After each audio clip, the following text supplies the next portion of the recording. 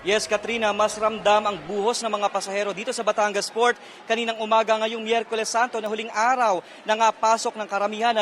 Sa ngayon, Katrina, ilalarawan ko lamang yung sitwasyon dito sa loob ng Passenger Terminal Building. Kung pansin mo, sa likuran ko, wala na halos yung pila ng mga pasahero kasi marami sa mga yan ay nasa loob na ng departure area.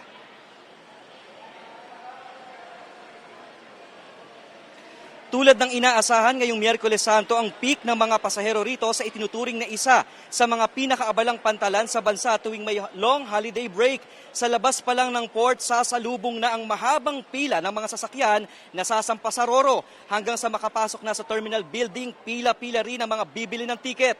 Baga-bagahe pa rin ang bit-bit ng marami kahit pa ipinapayo ng mga otoridad na limitahan na lamang ang dalang gamit sa pantalan. Ang kapansin-pansin, hindi na nagkakaroon ng hintayan sa labas ng passenger terminal building.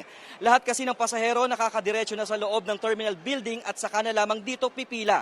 Kung manggagaling sa labas ng Batangas, dapat daw ay maglaan ng 2 hanggang 4 na oras papasok ng pantalan. Lalo't inaasahan din ang traffic build-up sa mga expressway. Ayon sa PPA Batangas, may biyahe pa rin ng mga barko hanggang sa Biyernes Santo.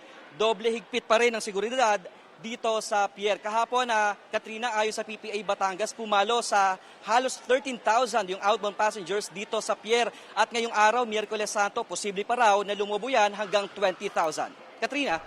Maraming salamat, Paul Hernandez ng GMA Regional TV, Balitang Southern Tagalog. Kapuso, para sa mga maiinit na balita, mag-subscribe sa GMA Integrated News sa YouTube.